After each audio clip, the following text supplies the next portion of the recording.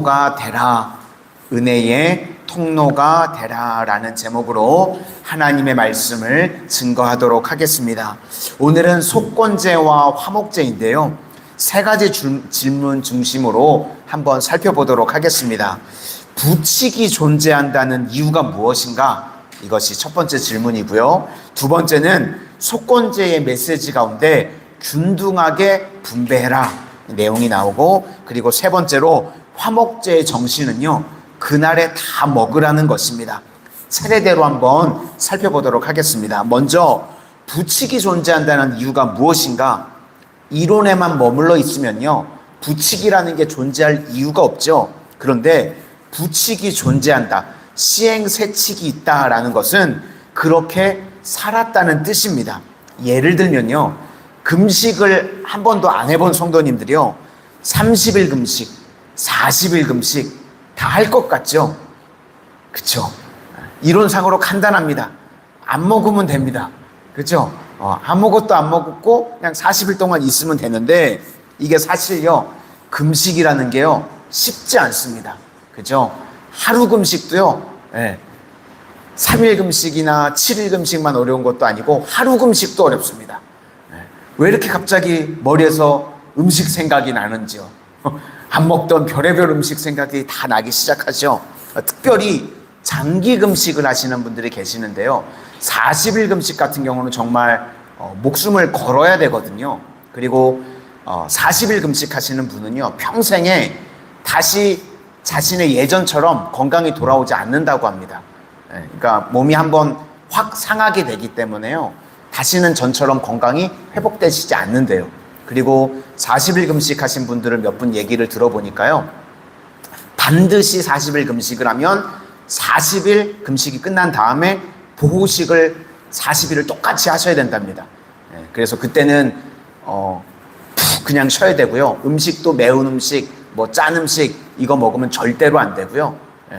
그냥 미음처럼, 죽처럼 그거를 다시 40일을 드셔야 되고, 40일 금식하시기 전에는 반드시 구충제도 드셔야 된답니다.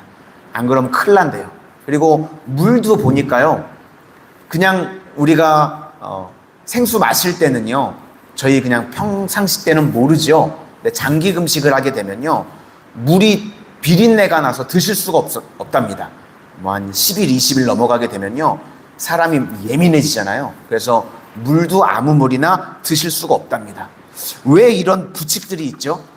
금식을 해보면 알게 되는 겁니다. 그렇죠? 우리가 이론에만 머물러 있을 때는 40일 금식, 아침, 점심, 저녁 그냥 안 먹으면 된다, 이러면 금식 좋은 거야, 이렇게 되는데, 40일을 금식을 해보면 이제 시행세칙, 부칙들이 다 나오게 됩니다. 어떤 거는 어떻게 해야 되고, 이런 건 하면 안 되고, 이건 이렇게 해야 되고, 이렇게 부칙들이 나오죠. 그러니까 5대 제사를 지금 설명하는데, 이렇게 부칙들이 다 있다고 이야기하는 게 뭐냐면, 그들이요, 철저하게 말씀대로 살았다는 것입니다. 그러니까 우리도요, 단순히 알고 있는 것으로 끝나는 것이 아니라 말씀대로 살아야 된다는 것, 이게 중요하다는 것입니다. 제물을 드릴 때요, 이제 내가 제사를 드릴 때, 제물을 드릴 때 그 머리에다가 안수를 합니다. 그러면 이제 전이가 되는 거죠. 내 죄가 이 짐승에게로 전이가 됩니다. 그리고 그 제물을요, 제사장이 잡는 게 아니고요, 제물을 드리는 사람이 직접 잡는 겁니다. 그 안수를 드린 후에 제물을 잡을 때요, 그 제물이 나라는 겁니다.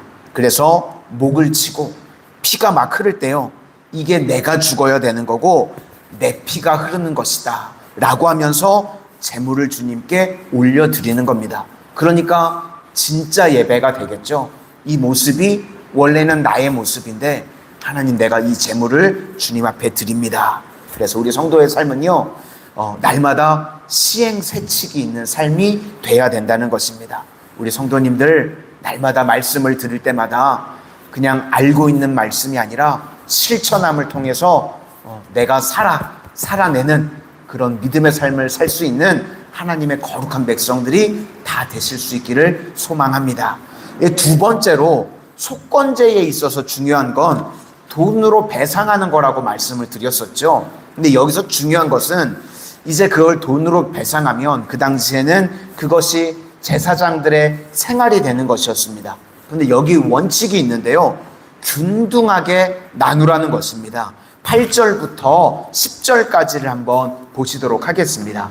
8절부터 10절까지입니다. 시작. 사람을 위하여 번제를 드리는 제사장 곧 그 제사장은 그 드린 번제물의 가죽을 자기가 가질 것이며 화덕에 구운 소제물과 냄비에나 철판에서 만든 소제물은 모두 그 드린 제사장에게로 돌아갈 것이니 그 소제물은 기름 섞은 것이나 마른 것이나 모두 아론의 모든 자손이 균등하게 분배할 것이니라. 핵심은 제사장 그룹 가운데 균등하게 분배하라. 이것이 은혜의 원리라는 것입니다.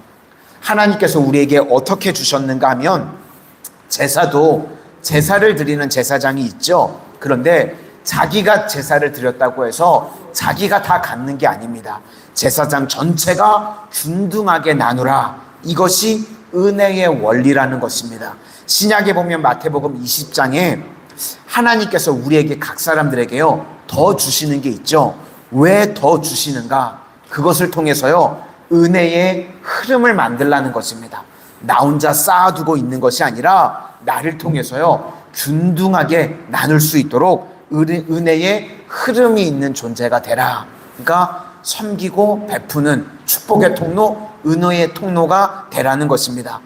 포도원에 품꾼과 주인이 있는데요. 이 주인이요 품꾼들을 불렀죠. 9시에도 부르고 12시에도 부르고 3시에도 부르고 6시에 끝나는데 5시에도 불렀습니다. 그래서 다 약속을 했습니다. 근데 1시간밖에 일 안 한 5시에 부른 사람을요 한 데나리온을 준 거예요. 약속대로 하루 품꾼이 한 데나리온인데 한 데나리온을 줬습니다. 그러면 9시에 온 사람이 무슨 생각이 들까요? 나는 더 주겠구나. 이런 생각이 들겠죠. 근데 똑같이 다 약속대로 한 데나리온을 받고 돌려보냈습니다. 그때 9시에 받은 사람이 화가 났나 봐요. 짜증이 났나 봐요. 왜 짜증이 났을까요? 비교를 하니까. 근데 원래는 짜증을 낼 이유가 없죠. 주인이 한 데나리온의 약속대로 다 준 겁니다. 그렇죠? 근데 여기서요 핵심이 뭔가 하면 하나님께서요 5시에 불렀던 사람을 더 주었죠. 더 준 겁니다. 그렇죠? 은혜로 이렇게 우리에게 더 준 것, 주변 사람들, 약하고 낙오된 사람들에게요 은혜의 통로로, 축복의 통로로 한 데나리온씩 은혜를 흘려보내라는 겁니다. 우리 성도님들에게 하나님께서 더 주신 게 있죠. 나에게 더 많이 주신 게 있는데요. 그거를 세상 가운데요 은혜로 흘려보내는 인생, 균등하게 베푸는 인생을 살아가라는 것입니다.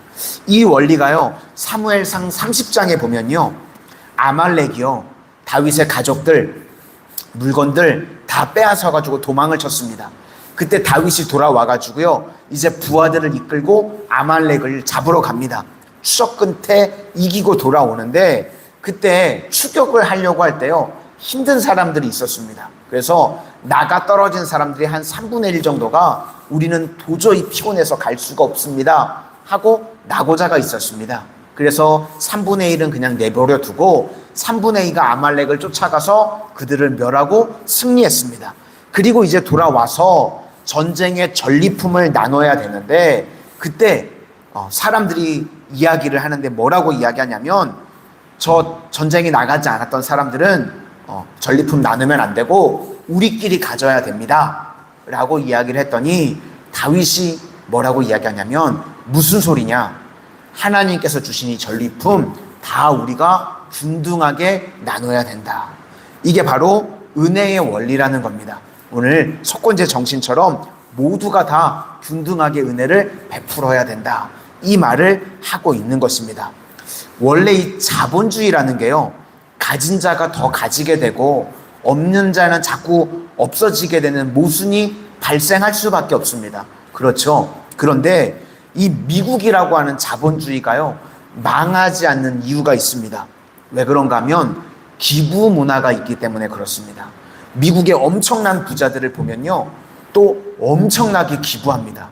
그렇죠. 그러니까 이 흘려보낼 줄 알기 때문에요, 자본주의가 썩지 않고 지금까지도 미국이요, 세계 최강대국 중에 하나가 될 수 있는 것입니다. 저는 우리 교회도요, 그런 꿈을 꿉니다. 우리 교회 성도님들이요, 엄청나게 부해지시기를 축원합니다. 그래서 우리 교회 우리 성도님들이 엄청나게 부해지셔서 해외여행 다니라는 얘기가 아니에요. 그렇죠? 그 다음에 우리가 뭘 해야 될까요?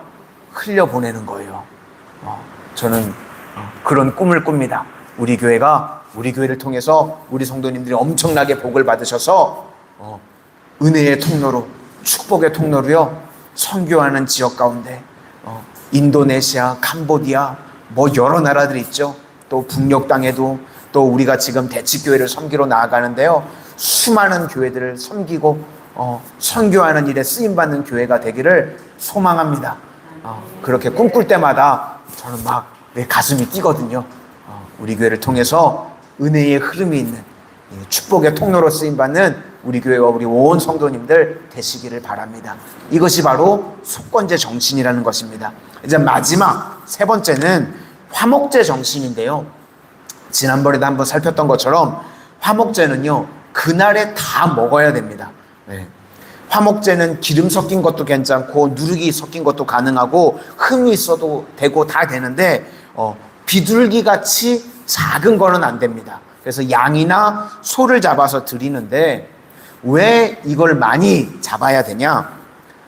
만약에 제가 치킨 한 마리를 사와가지고요, 우리 성도님들 이거 가지고 지금 다 같이 먹어요, 그러면 그건 화목이 아닌 거잖아요. 그쵸? 싸우자는 거잖아요. 한 마리 가지고 여기 어떻게 다 같이 먹습니까? 누가 감히 닭다리를, 용기 있는 자가 닭다리를 누가 집을 수 있겠습니까? 그렇죠? 그건 화목이 아니고 분쟁하자는 건데, 그래서 양이나 소를 잡아야 됩니다. 무조건 화목제는 다 같이 풍성하게 나눠야 되고, 그리고 특징은 그날에 다 먹어야 됩니다. 15절을 한번 보시도록 하겠습니다. 15절입니다. 시작. 감사함으로 드리는 화목제물의 고기는 드리는 그날에 먹을 것이요, 조금이라도 이튿날 아침까지 두지 말 것이니라. 하루에 소를 다 먹으려고 하면요, 아마 주일날 전 교인이 다 와서 먹어야지만 그날 다 먹을 수 있을 정도의 양이 될 것입니다. 그러니까 화목제를 드리는 순간에요, 자기 인맥이 넓어지게 되는 겁니다. 집안 식구만, 내가 아는 사람만 불러가지고는요, 화목제물은 다 먹을 수 없습니다. 그러니까 모르는 사람까지도 다 초대해야 되죠. 그러니까 인맥이 넓어지게 되는, 하나님께서 우리 믿음의 사람들에게 베풀어 주신 이것이 은혜라는 것입니다. 부자들을 보면요, 파티를 자주 합니다. 그렇죠? 예전에 보니까 인도의 최고 부자 암만인가요? 뭐 그 사람 보니까 집이 뭐 몇십 층짜리 빌딩이 개인 집이더라고요. 뭐 재산이 뭐 어마어마하던데, 그 자기 자녀 결혼식 때 보니까요, 비욘세라는 가수가 와서 축가를 부르더라고요. 어마어마한 거죠. 그리고 우리나라 이재용, 삼성의 이재용도 거기 하객으로 갔는데 말 그대로 일반 하객이더라고요. 그러니까 막 어마어마한 사람들이 사회 보고, 뭐 비욘세 같은 가수가 막 축가 부르고, 그러니까 막 몇 천억 막 그렇게 파티 한 번에 그렇게 쓰는 거겠죠. 그런데 왜 부자가 계속 부자가 될 수밖에 없는가? 파티를 할 때마다요, 비용이 적은 비용이 아니잖아요. 부자들이 파티를 하는데, 그런데 그렇게 사람들을 모아서 파티를 하게 되면 몇 배의 이익을 거두게 된답니다. 부자들이 파티를 할 때마다. 거기서 그 파티를 가운데 이 비즈니스가 다 이루어지고요. 그래서 사업이라든지 관계가 새롭게 형성이 되고, 그렇게 되니까 그 부자들은 계속해서 부자가 될 수밖에 없다는 것입니다. 유대인들이요, 왜 세계의 불을 그렇게 휘어잡았는가? 말씀대로 살았기 때문에 그런 겁니다. 화목제 정신대로요, 화목제를 통해서 이걸 배운 거예요. 그러니까 계속 흘려보내는 겁니다. 그러니까 하루에 저녁에 다 먹으라. 유대인들이 가는 곳마다요, 모르는 사람들 계속 초대하는 거예요. 그러니까 인맥이 넓어지고 사업할 때 길이 확장이 되어지고 이런 역사들이, 말씀에 순종할 때 이런 어마어마한 역사들이 벌어지게 됐다는 것입니다. 그래서 저는 우리 성도님들도요, 속건제 정신, 화목제 정신으로요, 은혜를 균등하게 흘려보내고 내가 알지 못했던 사람들까지 초대하고 품고 흘려보낼 수 있는 믿음의 백성들이 다 되실 수 있기를 바랍니다. 그러면 하나님께서 우리 성도님들 한 분 한 분에요, 믿음뿐만 아니라 삶의 지경까지 넓혀주시고 정말 은혜의 흐름이 있는 축복의 통로로 사용해 주실 줄로 믿습니다. 기도하겠습니다. 은혜의 주님, 오늘 저희가 속건제와 화목제 정신을 잠시 살펴보았습니다. 오늘 우리 마산성원의 귀한 성도님들, 우리 속건제와 화목제 정신대로 살아가게 하여 주셔서 하나님께서 우리 삶 가운데 더 베풀어 주시는 것들, 은혜로 균등하게 흘려버릴 줄 아는 은혜의 흐름이 있는 복된 인생들 되게 하여 주시고, 저희들이 가는 곳마다 화목제 정신으로 주님 모르는 사람들까지도 다 품게 하여 주셔서 나의 삶의 지경이 넓어지는 믿음의 백성들 다 되게 하여 주시옵소서. 우리 성도님들 삶 가운데 직장과 생업과 사업을 축복하여 주셔서 넘치는 물권의 축복을 허락하여 주시고, 그것을 통하여서 하나님의 영광으로 쓰임받을 줄 아는 귀한 백성들 다 되게 하여 주시옵소서. 오늘도 어떠한 기도의 제목을 가지고 주님 앞에 나왔든지 그 기도의 제목 가운데 주님 들으시고 주님의 때에 가장 좋은 것으로 응답받게 하여 주시옵소서. 예수님 이름으로 기도드립니다. 아멘.